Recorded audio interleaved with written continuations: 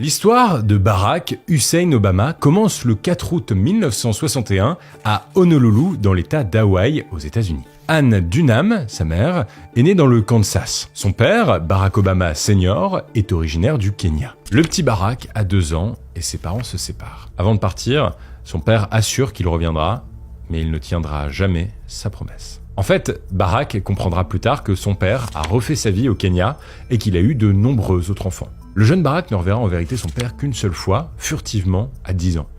C'est tout. Anna Dunham retrouve l'amour auprès de Lolo Soetoro, un étudiant indonésien à Hawaï. Alors, elle suit son nouveau compagnon à Jakarta, en Indonésie, en 1967. Le petit Barack Obama n'a que 6 ans et s'installe avec sa mère et son beau-père à l'autre bout du monde. En 1970, la petite famille s'agrandit. Barack a une petite sœur, Maya. Finalement, après quelques années en Indonésie, sa mère tient à ce qu'il reçoive une éducation américaine. Eh bien, c'est finalement sa grand-mère maternelle, Madeline, qui accepte de le recevoir, d'assurer et de financer son éducation. Barack Obama grandit donc dans une famille blanche. Il en est convaincu, il est un petit blanc à la peau noire. À 18 ans, Barack Obama veut découvrir le monde, voler de ses propres ailes. Il quitte le nid familial d'Hawaï, direction la Californie. Assez vite, on remarque que ce nouvel arrivant a quelque chose en plus. Il est naturellement cool. Il est beau et il se laisse volontiers prendre en photo. En somme, Barack Obama devient le mec stylé de sa fac. Ça y est, 1981, Obama vient de passer 2 ans en Californie où il s'est fait une petite réputation. Mais il a envie d'un nouveau départ. Il est admis à l'université de Columbia, à New York, pour étudier les sciences politiques et les relations internationales. Et après 2 ans à New York, le voilà diplômé de Columbia. Nous sommes en 1984 et Barack Obama fait sa valise direction Chicago. Le voilà installé dans le sud de la ville, dans le plus grand ghetto noir des États-Unis. Il part donc à la rencontre des pasteurs du coin, les responsables du culte protestant, pour l'aider à trouver des solutions concrètes afin d'améliorer les conditions de vie dans le ghetto. C'est d'ailleurs à cette même époque qu'il commence à fréquenter une église dans son quartier et qu'il se convertit au protestantisme. Après 3 ans à Chicago, Barack est admis dans la plus prestigieuse université des États-Unis, Harvard, comme son père avant lui. Nous voilà en 1988, Barack Obama est étudiant en droit à la Harvard Law School. Là-bas, il découvre un univers particulièrement politisé et ça lui convient bien. En 1990, les étudiants de l'université doivent élire le nouveau président de la prestigieuse revue de droit d'Harvard. Obama, très sûr de lui, se déclare candidat. Et à 29 ans, Obama devient le président de la revue de droit d'Harvard. Pendant ses études de droit à Harvard, Barack Obama doit faire un stage dans un cabinet d'avocats. Chicago lui manque. Alors, il se sert de son stage pour retourner là-bas, et comme il est l'un des meilleurs élèves de la Harvard Law School, il décroche donc assez facilement son stage. Dès le premier jour, il rencontre sa maîtresse de stage, une certaine Michelle Robinson. Et au cours de son stage, progressivement, Barack Obama et Michelle Robinson se rapprochent, deviennent un peu complices. Au début de l'année 1992, les tourtereaux font un voyage important pour eux, puisqu'ils se rendent au Kenya, l'occasion pour Barack de présenter sa famille paternelle à sa future épouse. Nous arrivons en octobre 1992, Barack et Michelle Obama se marient.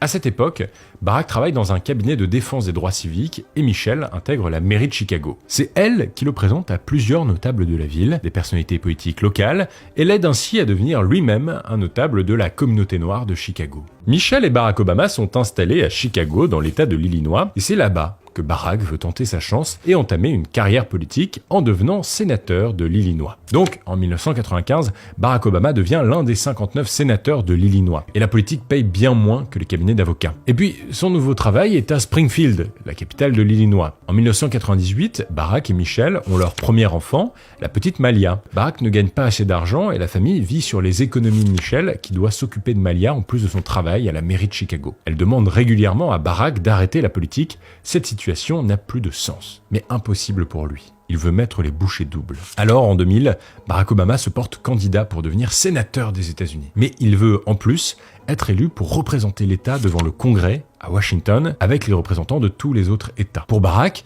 la bataille s'annonce compliquée. Son adversaire est Bobby Rush, un vieux nom des actions militantes pour la cause des Noirs américains. La stratégie de Bobby Rush est de montrer que Barack Obama n'a rien fait pour les habitants de la région, que c'est un petit étudiant de l'élite d'Harvard, élite blanche. Force est de constater qu'Obama n'est pas convaincant.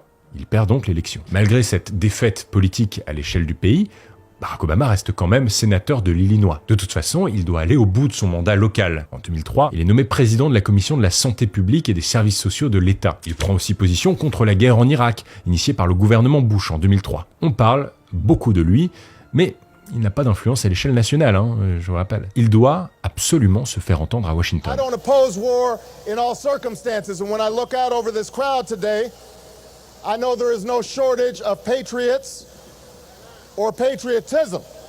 What I do oppose is a dumb war. Et ça tombe bien, puisqu'à la fin de l'année 2003, on lui indique qu'un nouveau poste se libère au Congrès. Son ambition le rattrape, cette fois, il en est sûr, ça sera la bonne. Il promet à Michel, si ça marche pas, j'arrête la politique. En 2004, Obama est donc en campagne, une nouvelle fois, pour devenir sénateur au Congrès des États-Unis, et il prépare un discours très important, celui de l'ouverture de la Convention des démocrates à Boston, pour soutenir la candidature du démocrate John Kerry pour les élections présidentielles de 2004 face à George Bush. Ce discours, il l'a écrit avec l'aide de Michel. My father got a scholarship to study in a magical place, America, that shone as a beacon of freedom and opportunity to so many who had come before.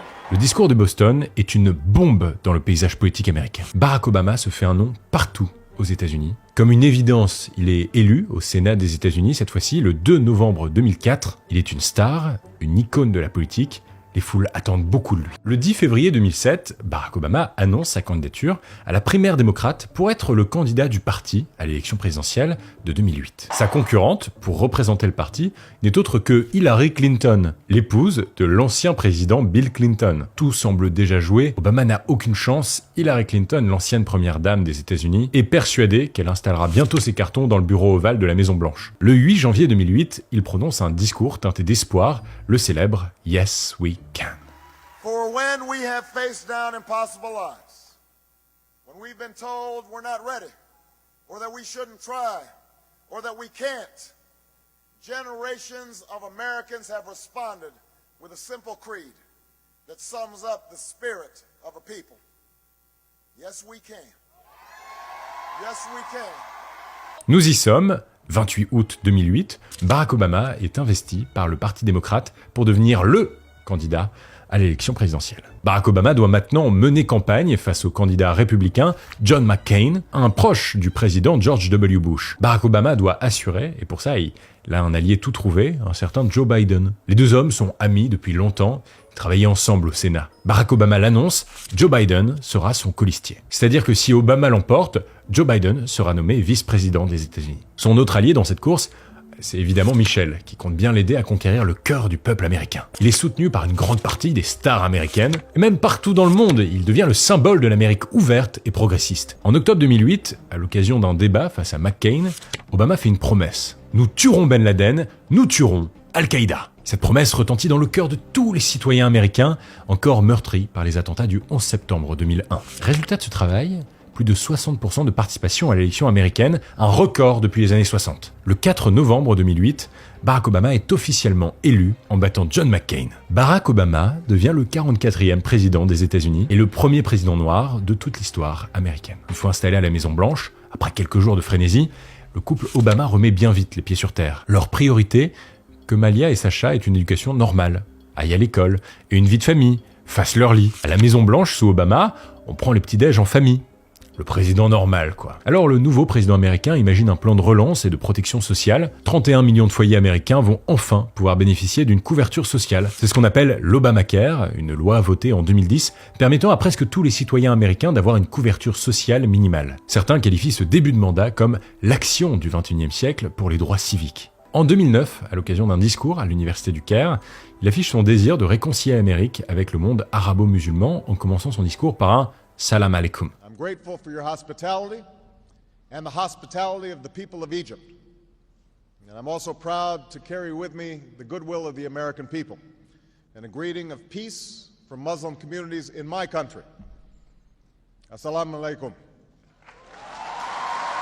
Obama se veut symbole de la paix et de la tranquillité, c'est notamment pour ça qu'il fait aussi un pas en arrière sur la politique d'armement nucléaire de Bush. Ce rapport à l'équilibre lui vaut d'être prix Nobel de la paix en octobre 2009. À la fin de son mandat, alors que l'atmosphère politique est tendue dans le pays, Obama dirige une opération militaire qui lui permet de fédérer tous les Américains autour d'une cause commune. Le 2 mai 2011, les forces spéciales américaines tuent Oussama Ben Laden. La promesse a été tenue. Pour beaucoup d'Américains, c'est une victoire. Obama lui-même déclare que justice a été rendue. Tonight, I can report to the American people and to the world that the United States has conducted an operation that killed Osama bin Laden, the leader of Al-Qaeda, and a terrorist who's responsible for the murder of thousands of innocent men, women, and children. Après ce premier mandat en tant que président des États-Unis, Barack Obama se porte candidat pour un deuxième mandat. Il mène alors campagne face au candidat républicain désigné, Mitt Romney. La période d'affrontement est ponctuée de 4 débats télévisés et assez rapidement, Barack Obama prend le dessus. Ainsi, malgré les polémiques autour de son premier mandat, il est réélu le 6 novembre 2012. Sa victoire, Obama la célèbre d'abord sur les réseaux sociaux et pendant ce deuxième mandat, Obama poursuit les travaux qu'il a engagés 4 ans plus tôt. Il renforce le Obamacare, veut introduire une loi sur le contrôle des armes à feu et inscrit dans la Constitution américaine le droit au mariage pour les personnes de même sexe. Nous arrivons ainsi en décembre 2016, Barack Obama doit passer la main à un nouveau prétendant. Après 8 ans de présidence démocrate, c'est cette fois-ci un républicain qui l'emporte. Un homme qui fait beaucoup parler de lui, un milliardaire exubérant qui s'est pris d'ambition pour la politique, un certain Donald Trump. Obama quitte la Maison-Blanche en janvier 2017, mais ne quitte pas Washington pour autant. Il déménage un peu plus loin dans une maison de 760 mètres carrés dans laquelle le couple Obama est locataire. Bon, et puisqu'ils sont locataires, je vous donne le prix du loyer, parce qu'il n'y a pas de chichi entre nous. 22 000 $ par mois. En 2020, Barack Obama publie le premier volume de ses mémoires, Une Terre promise, qui est un succès planétaire, dans laquelle il raconte son épopée à la Maison-Blanche. Cette même année, il garde un pied dans la politique, il fait campagne pour le candidat démocrate qui veut concurrencer Donald Trump, qui n'est autre que Joe Biden, son ancien camarade et accessoirement vice-président. Et c'est un succès puisque le 14 décembre 2020, Joe Biden devient le 46e président des États-Unis, succédant donc à Donald Trump, qui ne sera resté que 4 ans. Barack Obama a donc bien donné un nouveau visage au rêve américain. Ce jeune homme, d'une double culture, attaché à ses racines afro-américaines, que rien ne prédestinait à un tel parcours, est devenu l'un des hommes les plus puissants de la planète. La vie de Barack Obama, c'est une leçon de travail, de conviction, d'abnégation, de panache. C'est la persévérance pour influer sur le cours de l'histoire. C'était l'histoire de Barack Obama.